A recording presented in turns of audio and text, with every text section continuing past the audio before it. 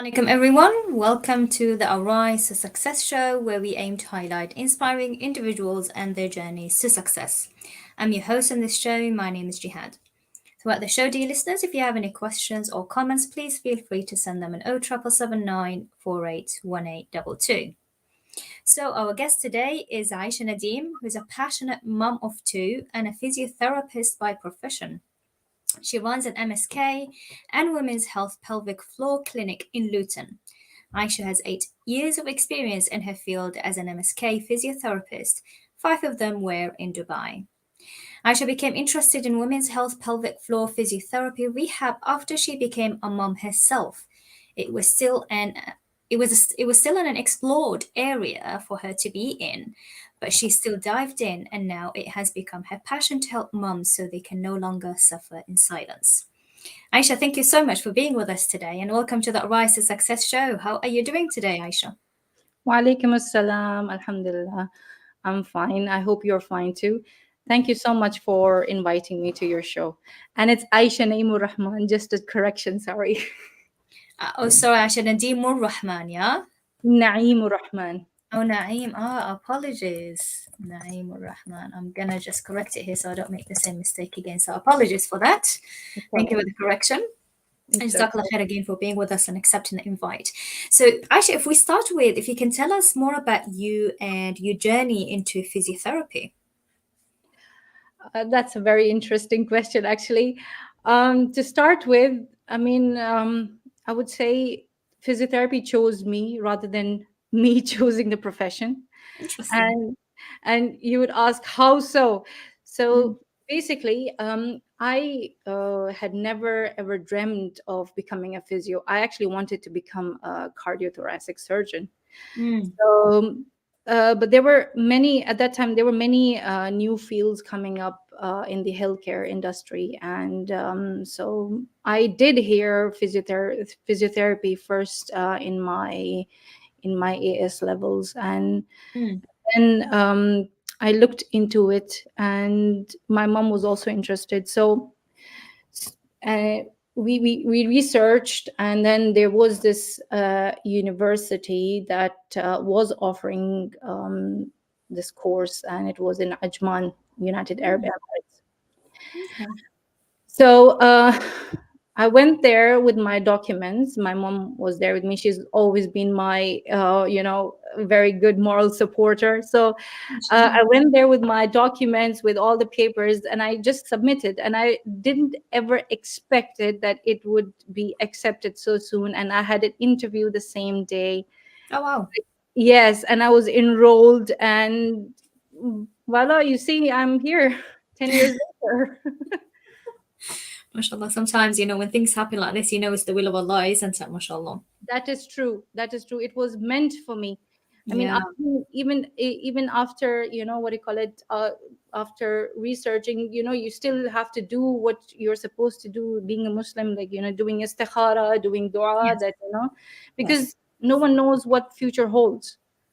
So yeah. Absolutely. Mashallah. Great. So the profession chose you, you didn't choose it. And then what happened after that when you started practicing? I believe you started practicing in Dubai, right? Yes. Uh-huh. So what happened? So my practices were fine. I mean, it was pretty good, but the only thing is that when you're practicing your profession, and especially when you are an employee, Mm, uh, you have to make an effort in, upgrading your skills, upgrading the latest skills in the market. You have to get those certifications, attend mm, those workshops. Otherwise, you'll feel very stagnant in your mm. profession.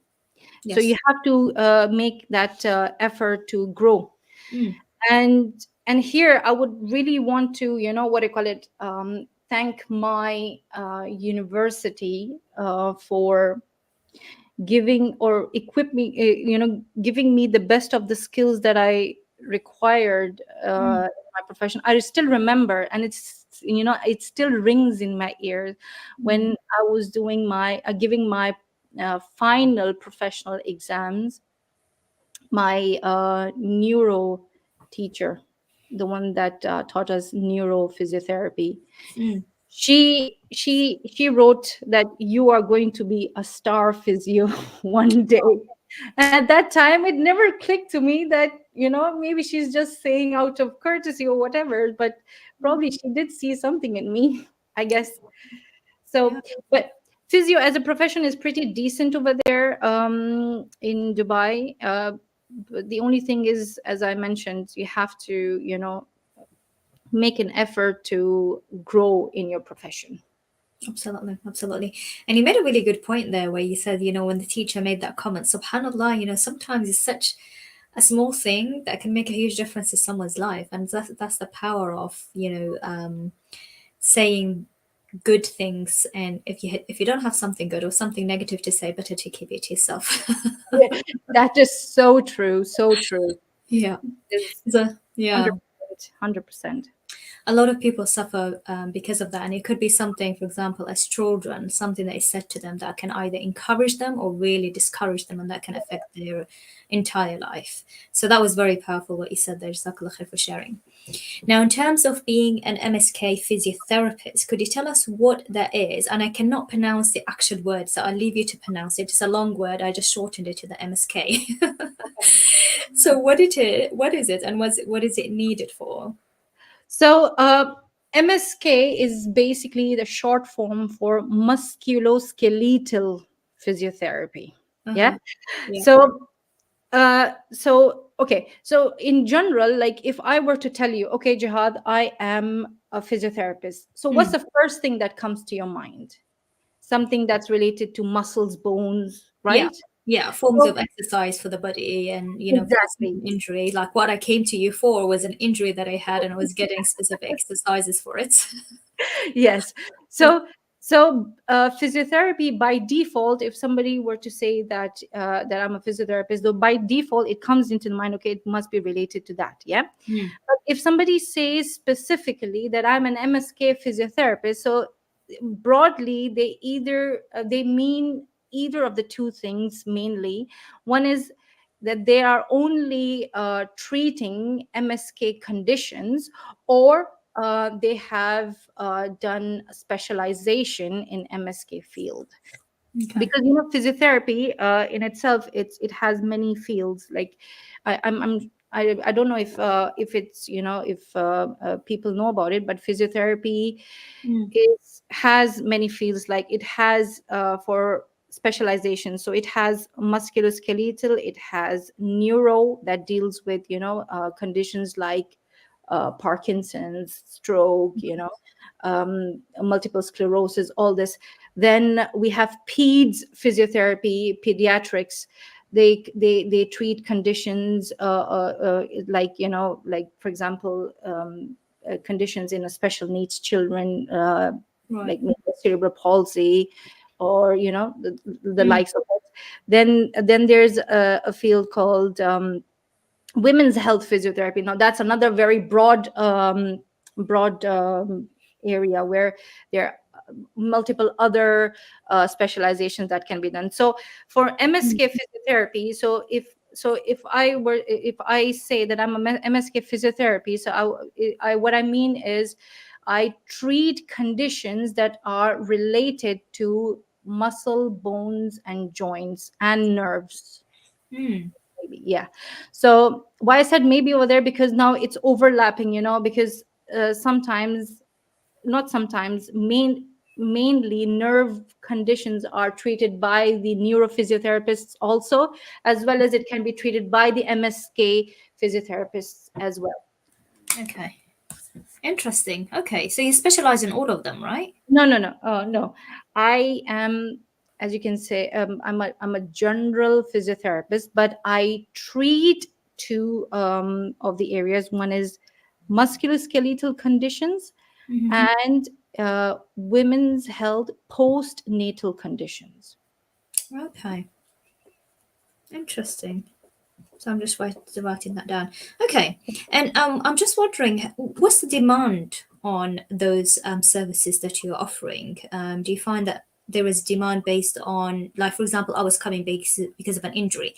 Is there demand because of certain things that is going on in around, with others, or how is the demand? And is it specifically for women, or are you doing it for both men and women?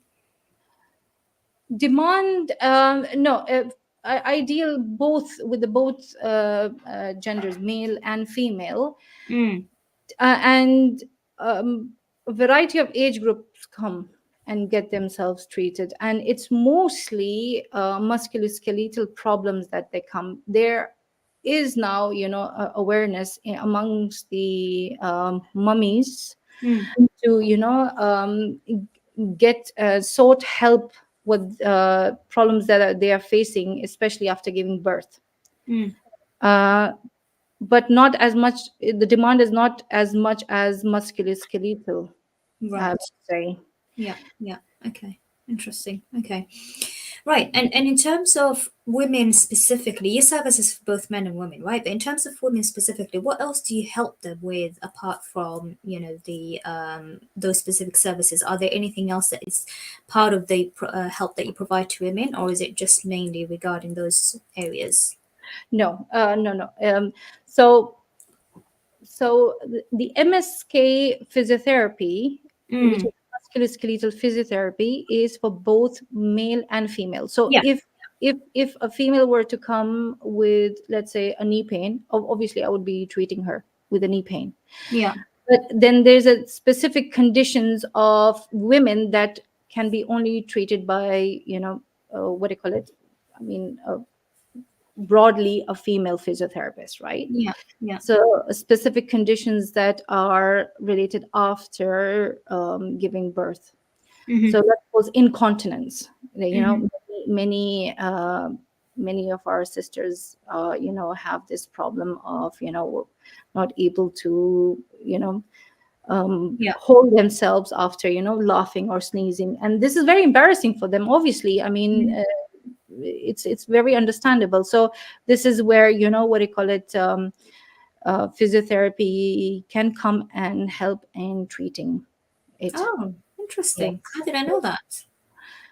So, we do a very detailed assessment from head to toe, assessing all the functions of mama, Mm-hmm. and checking her core muscles, her pelvic floor muscle strength, and then accordingly, what I could share it with the mama, and make explain to her what is going on, and then, share the treatment details with her, and then, what do you call, we start with our treatment. So in that, what would include that, if there is any musculoskeletal problem first, that is, what do you call it, treated first, and then after that, we concentrate more on the pelvic floor muscle exercises. Now here I would like to point out that most of the time, the pelvic floor exercises, or Kegels as we call it, is not done properly. Is Mm, not is actually done in a wrong way, which can actually make the problems worse. So it's very important that you get a guidance of a professional to, guide you properly in doing the pelvic floor exercises. And mm, the beauty of doing the pelvic floor exercises is, when you do them, you will do them correctly, you will find difference um, fairly quickly. mm. Interesting. So, for example, if somebody goes online and finds specific exercises, you wouldn't recommend for them to do it by themselves unless they have that guidance from a professional, right? Yes, this is what I would say. uh, I mean, they do explain. Um, I mean, okay-ish. They do explain fairly good. Maybe I have not seen any of the videos, but they might be good in what they're explaining. But then, when it comes to practicality, you need that guidance. You need Yeah, someone to see you and yeah, correct you where you're going wrong. yeah, yeah. That actually reminds me. Remember when I came for a few sessions and you gave me some exercise, and I've sent you a video where I was like, "Am I doing it right?" You're like, "Nope, don't do it like that." So Yes, that actually reminds me, because that can actually make the problem worse if we're doing the exercise wrong, yes, right? Yeah, yes, yeah. So it's quite important for that. Okay, so here we're sending a recommendation out there to the listeners. Here is that if there is specific, problems that you have with muscles, bones, joints, nerves, firstly is to check it with the GP, right? Not to leave it, that's because correct. Yeah, yeah, because what I've noticed with a lot of people is that they leave it, and it starts to get worse. So to check yes. with the GP, if the GP recommends, for example, physio, and I know with the NHS physios, there's a long waiting list, and that's why I came to yourself, Aisha. And then to make sure that you, whatever exercises the physio sets for them, is to actually check that they are doing it correctly, so that it doesn't make the problem worse, right? Yes. Brilliant. Okay, excellent. Alhamdulillah. So, in terms of the physiotherapy, because I'm wondering here, because you said that you practiced in Dubai and then you practice here in the UK as well. Is it quite similar between the two countries? Is all physiotherapy same worldwide? Does it differ from country to country depending on, for example, what the majority of the people experience as problems with their bodies in that country? How does it work? Actually, sorry, before you Yes. ask that question, let me just remind our dear listeners, just in case anybody joined us a bit later, is that we have Aisha on the show with us today, who is a passionate mom of two and a physiotherapist by profession. She runs an MSK and women's health pelvic floor clinic in Luton. Aisha has 8 years of experience in her field as an MSK physiotherapist, in which 5 of them were in Dubai. So, dear listeners, if you have any specific questions for Aisha, I know this topic is quite an interesting one, and a lot of us do suffer from body aches, body issues, injuries, and so on. So, this is a good chance for you to ask Aisha, and you can send those comments, or sorry, those questions on 0779 481822. Feel free to send your comments as well. Aisha, sorry, back to yourself. So, yes, in terms of, does physiotherapy differ from one place to another? Yes. Is it, yeah, tell me a bit more about that. Definitely, there is a difference from what I've seen, and what I've experienced. So I've worked in private setting in Dubai for 5 years, and what I've seen, when what I've experienced, is there is an over reliance on the machines, Mm, and exercises like, okay, if they have time, then they'll be able to do it, but otherwise no, it's the machine. Yeah.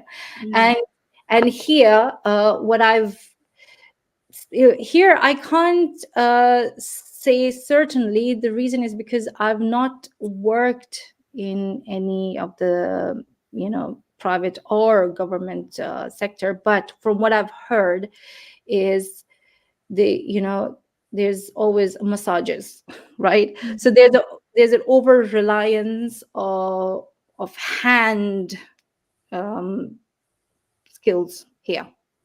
right. So for me, I personally believe that it's supposed to be a balance between the two, Yeah.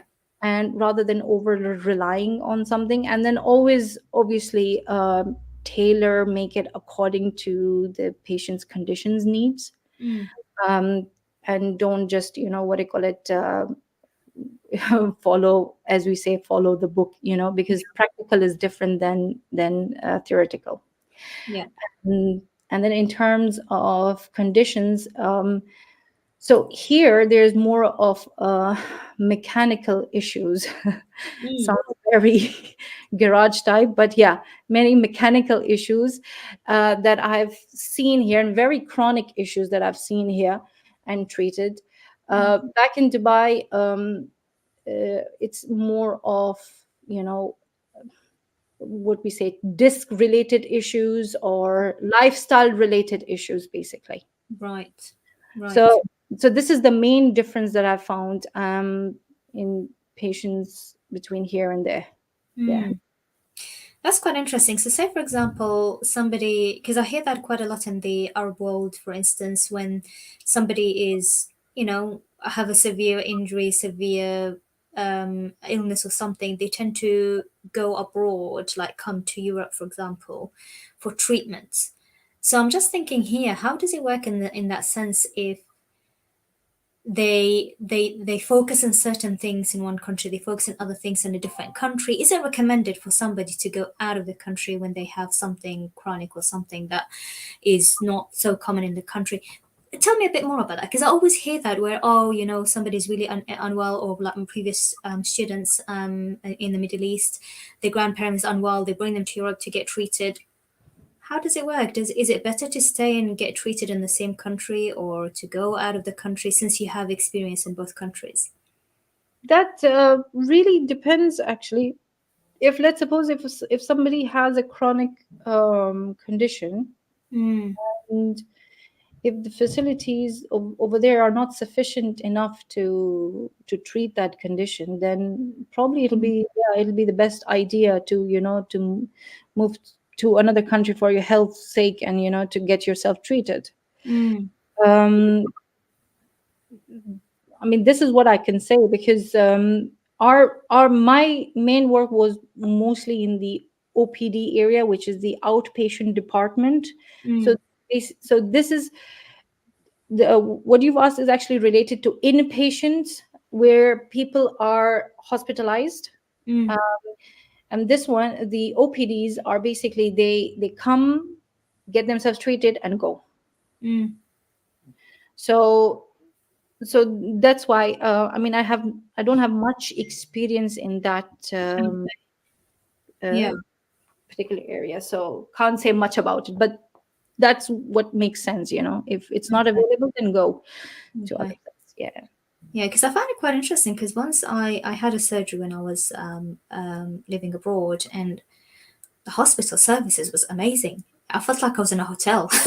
And I was like, why do people leave the country to come, to come to the UK, for example, and get treatment when they can get like an amazing service there? That is true. The healthcare service is actually very commendable over there, Mm, like in the Middle East, and very competitive, very state of the art mm, equipment you'll find. Yeah, in every hospital, yeah, be it government hospitals are on the lead, and then there comes private hospitals and private medical centers. It's yes, very good. Yeah. yes, yes. That's why I find it quite surprising when people say, oh, getting out of the country for treatment. It's like, you get really amazing service where you live. Okay, quite interesting. So we've got a few minutes before the break. So I'm just going to remind our dear listeners just again quickly that we have Aisha with us on the show today, who's a passionate mom of two and a physiotherapist by profession. She runs an MSK and women's health pelvic floor clinic in Luton, and she has 8 experience in the field as an MSK physiotherapist, in which 5 of them were in Dubai. Dear listeners, if you have any questions or comments, please feel free to send them on 07779 481822. Actually, a quick question before we go for the break in terms of, Sure. and I tend to ask mums that question quite a lot in terms of how do you balance work life with family life? Yeah, Well, the simple answer is that, literally, if I didn't had my husband's support yeah, in this, then it would have been really chaotic. mm, So that, what I got, partnership is needed, and that yeah, cooperation is needed in balancing both work life and home life, because absolutely. both of them are demanding. Yes, yes, absolutely. And what I found quite interesting as well, and a lot of when I ask this question to a lot of mums, they say there's no such a thing as balance. It's about juggling, kind of like trying to work on and manage the two lifestyles, but it's not a balance. And I was like, okay, that's quite interesting. And you made a really good point there in terms of that support system from the family, from the spouse, from families where Yeah, it's a teamwork. And even for children, they learn that unity and that support in terms of supporting one another. that's true. That's true. It, Yeah, it, it is it is a juggle. I mean, you have to literally be ready for any ball to come now. yeah, yeah. So It- it is like that. Say that again, sorry. So it is actually a juggle. You have to be Yeah. ready every time with your reflexes, any ball to come and hit you on the head. So So yes, So always to be prepared, mashallah. But it's yes, rewarding, mashallah, as well at the same it time. is. 'Cause I Alhamdulillah. remember all the kind of things that you used to tell me about your children and mashallah how one of them used to try and do public speaking, right? Your Yes, yes, 8-year-old? Is yes, he an mashallah. 8-year-old? Yeah, Yeah, mashallah. He's got a voice and he's got that courage. So obviously, why not go into public speaking? Yeah. yeah, And then, absolutely. and then the little one, she's just a madam. What can I say? And I love how supportive you are as well in terms of what they like and what they do. But we'll Yeah. talk a little bit more about it, inshallah, after the break, because we've got a few seconds, inshallah, to go for the break. So, dear listeners, this is Inspired FM Luton on 105.1. Inshallah, we'll be going for a very short break. So, please do stay tuned. And just to remind you, just in case, for you to prepare questions or any comments during the break, is that we have Aisha on the show with us today, who's a passionate mom of two and a physiotherapist by profession. She runs an MSK and Women's Health Pelvic Floor Clinic in Luton. She has 8 years' experience in the field as an MSK physiotherapist, in which 5 of them were in Dubai. So, inshallah, dear listeners, stay tuned. We'll be going for a very short break, and inshallah, we'll come back. See you shortly.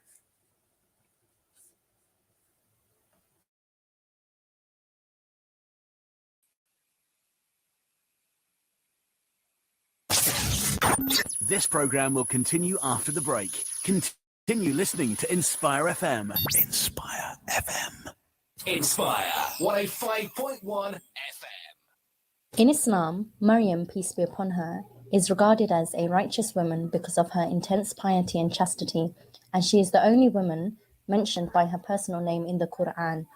The 19th surah of the Quran is named after Maryam alayhi salam. Are you looking for a spouse or know someone who is?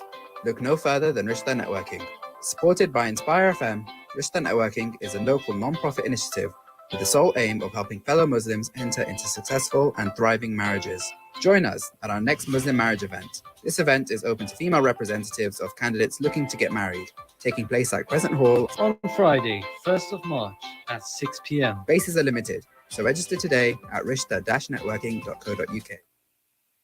You are number 19 in the queue. Tired of hearing this? Waiting weeks for an NHS appointment? Optimise Body and Mind put your health first. I took a blood test and found out I was vitamin deficient. That's right. Urgent GP appointments for just £45. Prompt, personalised care when you need it most. I took a vitamin injection and now I feel like a new person. Deal with symptoms, vitamin deficiencies, hormone imbalances and pick up any early signs of illness. Put your health first with Optimise Body and Mind. Call us on 0333 012 4214 or visit optimisedbodyandmind.co.uk to book your appointment today. Your health is our priority. Luton's most luxurious venue for Asian weddings is now bigger and better than ever before. With 2 venues to choose from, Venue Central can provide the ultimate setting for your wedding. 2 huge venues, 1 high standard, right in the centre of Luton. Visit us online today at venuecentral.co.uk or call us now on 01582 451 767. Venue Central, affordable luxury in a central location. Hello मैं doctor अनवार हूँ इन सर्दियों में अगर आपको फौरी तबी मदद की ज़रूरत है लेकिन पता नहीं कि कहाँ जाना है तो NHS 111 का इस्तेमाल करें आपकी जांच की जाएगी और करीबी सर्विस की तरफ भेजा जाएगा जैसे जीपी प्रैक्टिस फार्मेसी या फौरी तबी मरकज़ NHS 111 सेहत के वसीह मसाइल की फौरी मदद का एक आसान तरीका है ये एक मुफ्त सर्विस है जो 24 घंटे और हफ्ते के 7 दिन दस्तयाब है अगर आपको किसी दूसरी ज़बान में मदद की ज़रूरत हो तो 111 पर कॉल करें और तर्जुमान के लिए कहें ये एक राज़दाराना सर्विस है 111 पर कॉल करें 111.nhs.uk पर ऑनलाइन जाएं या NHS ऐप का इस्तेमाल करें For the last 10 years, SKT Welfare, with your support, has helped millions of people who are suffering due to lack of food, shelter, water, and medical care in Pakistan, Syria, Africa, Yemen, Palestine, and Bangladesh for Rohingya refugees. Thank you. Without your support, we could not have achieved this. Please continue to help. Donate now 0300 30 20 786 or www.sktwelfare.org. Just 85 pence a day could provide vital food. बख्शिश तेरी आंखों की तरफ देख रही है मोहसन तेरे दरबार में चुपचाप खड़ा है मैं रोज गुल बज़्म-ए-नात के साथ आपकी खिदमत में हाजिर होता हूँ हर जुमातुल मुबारक सुबह 9 से 10 बजे के दरमियान आप भी हमारे प्रोग्राम का हिस्सा बन सकते हैं और अपनी आवाज में अमद या नात दूसरों की समातों की नजर कर सकते हैं। तो सुनते रहिए inspire FM 105.1।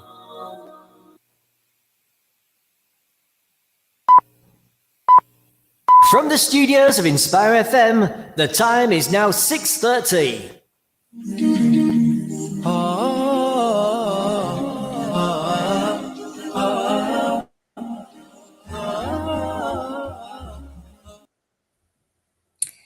Assalamu alaikum everyone, welcome back to the Rise to Success show.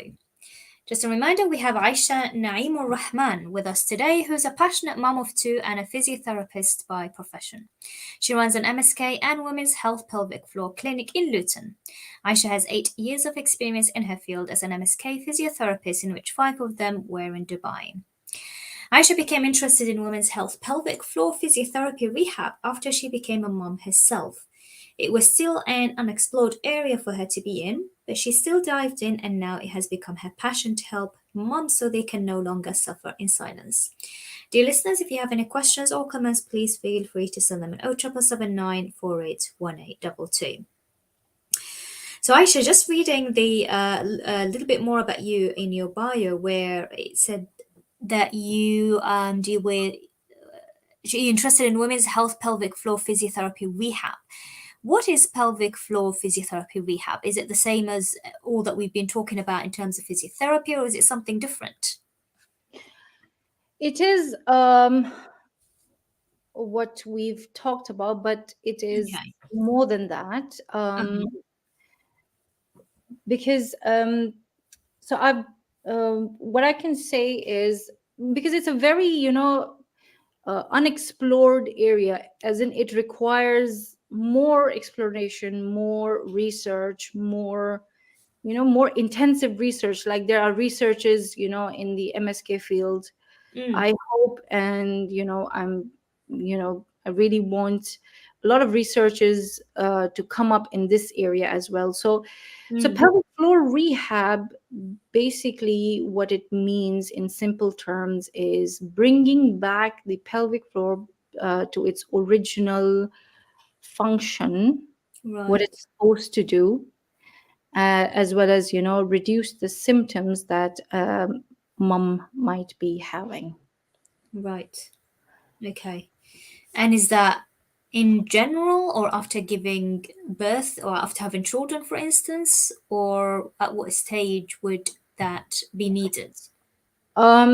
This is a very interesting question. Actually, it's very difficult to say. The reason why I'm saying this is because women of all ages, be her being married, her being mom or not, do sometimes experience certain symptoms that are not pertaining to, especially specifically after birth.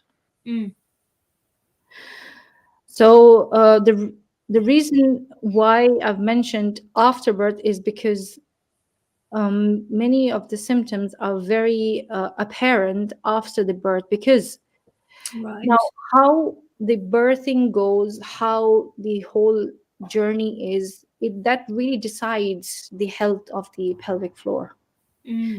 So if some a woman had a traumatic birth experience, or a very long labor, or any of these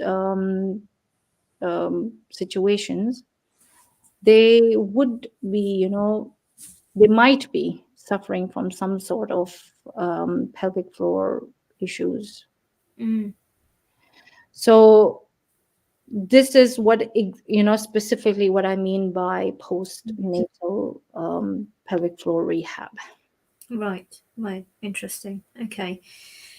Would you recommend it for all women after giving birth, or just, for example, if it was a traumatic one, if it was a difficult one?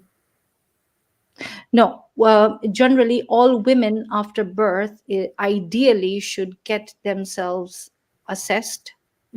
It's the same as when you go for a very long drive, and then when you come back, ideally you're supposed to check if your car is working properly or not. Yeah. Get the oil changed, get the air in the tire and everything. So it's the same thing. So it's a whole journey. Pregnancy is a whole journey. Yeah. Okay. So it's a whole journey. So from the time of conception till the time of delivery, it all adds up. So it's best, ideally, it's very good to get yourself checked up to see if everything is working as it's supposed to be. And is that something that GPs tend to kind of follow up with mums to do, or is something that mums have to kind of go out of their way to make sure that they actually check it? I think is mom that have to make an effort, because what I remember I can give you the example of myself when I gave birth to my daughter, and after they have that 6 weeks postnatal checkup, right? So it's basically, it was a checkup of the baby, not more of a mom, right?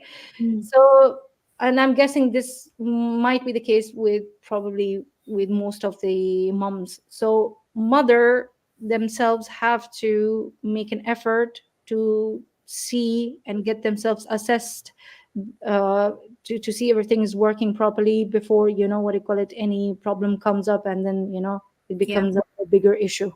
Yeah.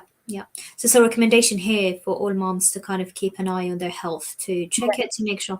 Yeah. So it's not to scare anybody, but just to make sure that everything is fine, so that if there is something, can get treated earlier on rather than it's being left until it becomes a bigger problem. Yes. So that's great. Now, in terms of yourself, you became more interested in this area after you become a mom. Tell us a bit more about that. That's very interesting. Why? Because when I became mom myself, right? Obviously, as a professional, you do tend to, think more deeply into your muscular structure and all that kind of thing. That really, what do you call it, intrigued me, to go ahead and do some certifications, some workshops into, getting this skill. So I did my first of my certification. It was actually a very good workshop organized by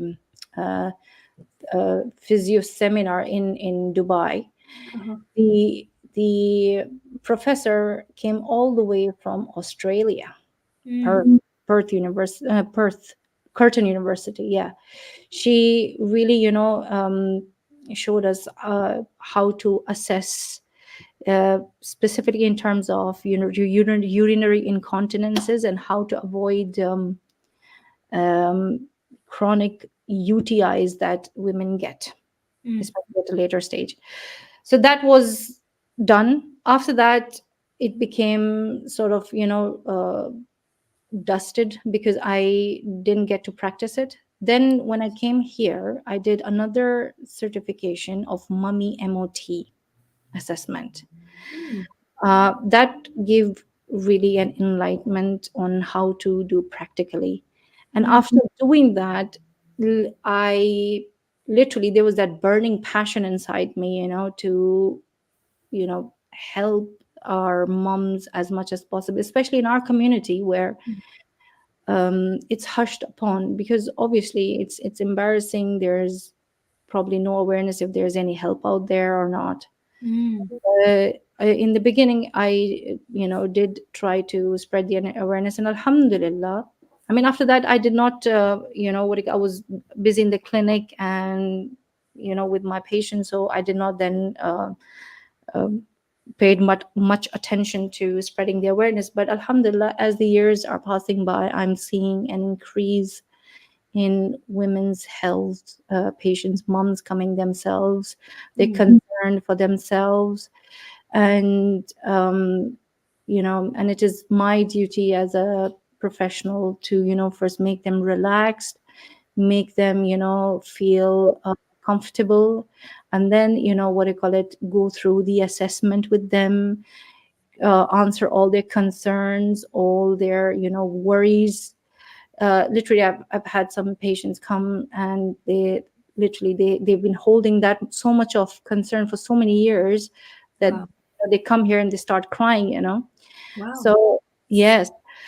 So yeah, so to all moms out there, you really hold a special place in my heart. Oh. So yes, so this is what is done, and this is what I yeah.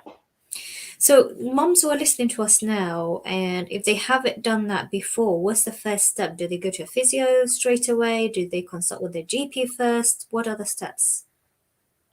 So if they are what do you call it, they are having some problems, um, they can either discuss this with the GP, or they can give a call to of any physiotherapist. Let's just assuming, okay, just that if they give a call to us, yeah. So I do take a time to explain to them, to if they need some sort of a guidance, or if we are able to help, then obviously I tell them, yeah, we are able to help in this, so this is what they can do. So two ways they can go for, either discuss with the GP, or they can just give us a call and discuss their situation. And if it's a service that you don't offer, if they, for example, contacted you, do you Yeah. kind of do referrals, or ask them to go back to their GP? Because I just want to make sure that our dear listeners, who they have the full information, so that they know what steps they take in order to make sure that they check their health and so on. So if it's a service that is not offered, do they usually refer them to other services? Do they give them knowledge or information, or educate them on where they can go to get that service? So if it's a service that is not offered by our clinic or by myself, so yes, they are guided properly. They're given sufficient information. Yeah. They're guided properly. Like, let me just give you an example. Like, I do sometimes get calls for any neuro physiotherapy, right? So obviously, then a guidance is given to them that not any physio, you need a physiotherapist that specializes in neuro would be best for you to go to. Yeah. So then the next question is, do you know anybody? Now, if we do know anybody, we do whatever, give the contact details. But if we do not know, then unfortunately, Google is the best way to find out. Yeah, or going back to the GP as well, isn't Yes, it? Yeah. yes, exactly.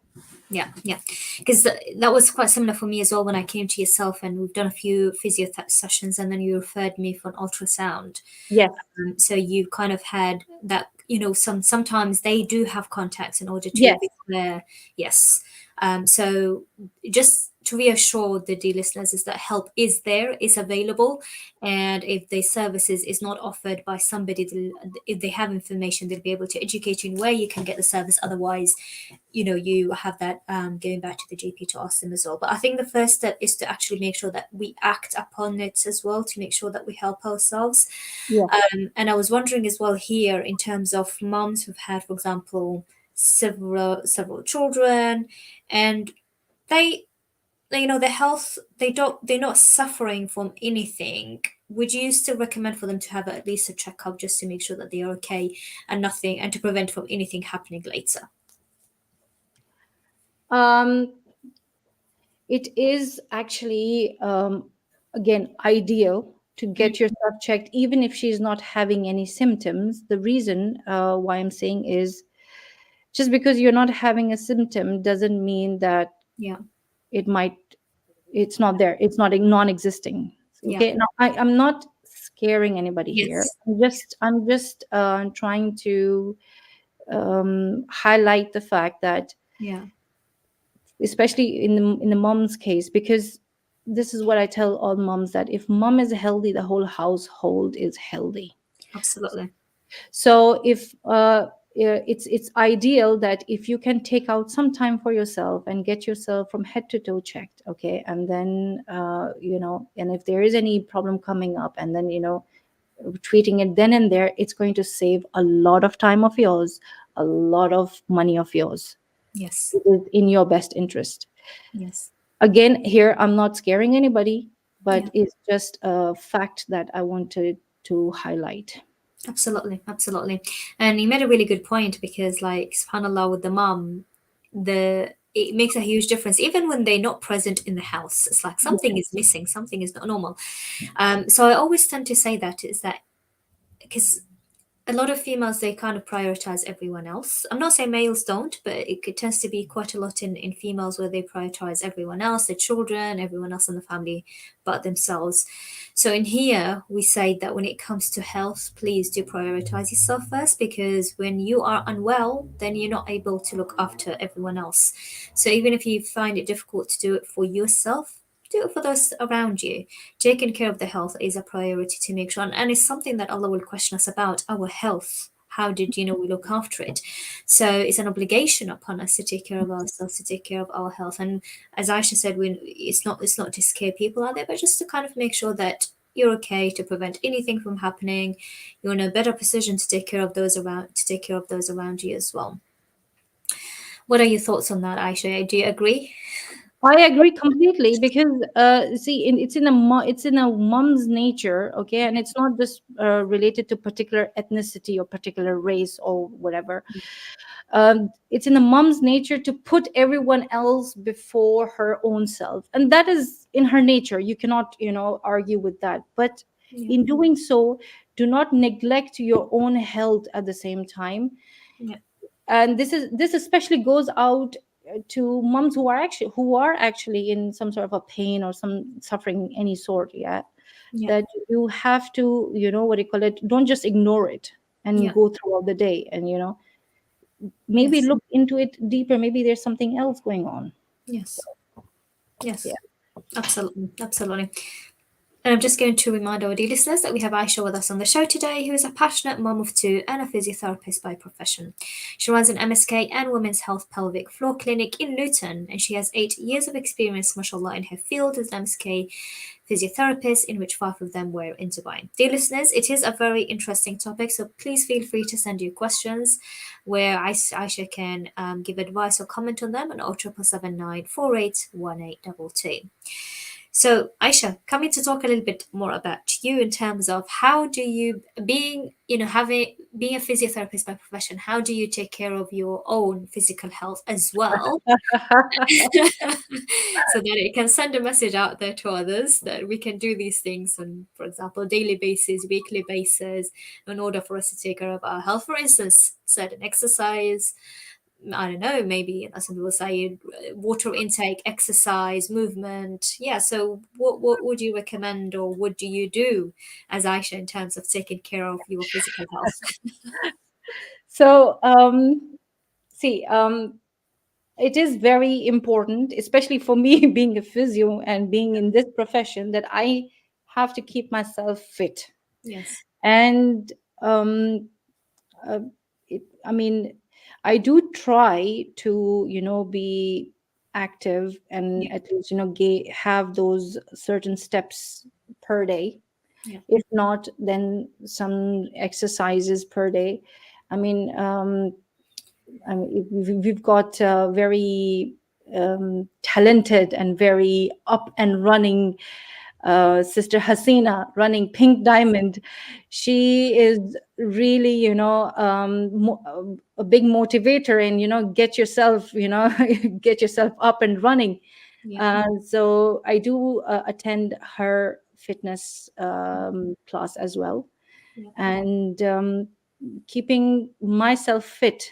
As the saying goes, if you want the world to heed, put the creed in your deed. So if you're yourself, you're not fit and healthy, then whatever you're saying is not going to work, because it's showing the opposite. Yes. So it is very important, especially for the women and for the moms, again, to have some sort of a physical activity, be it just a leisure walk, with your spouse or with your kids, and leisure walk of 15 or 20 minutes. Just keep yourself, active. Is the key, because if you cannot find yourself time now for your fitness, for your physical activity, definitely sometime any illnesses can come and they can find time for you. Yes, absolutely. I like the way you said it there. Absolutely. And by the way, we mentioned Hasina's classes, and mashallah, she says that you're very good as well, mashallah. In terms of what if we don't make time for our physical, I know you said that illnesses will make time for us. What happens in our bodies if we don't exercise? Oh, if you are not exercising, or if you're not keeping yourself fit, or having some sort of a sedentary lifestyle, so your muscles, basically your body, okay, it works on an overload principle. So your muscles, they tend to become lazy. Yeah.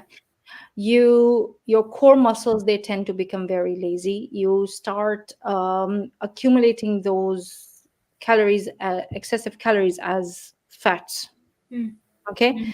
And then obviously, when the weight gain is there, there's a lot of pressure on the joints, a lot of pressure, not just the knees but the back.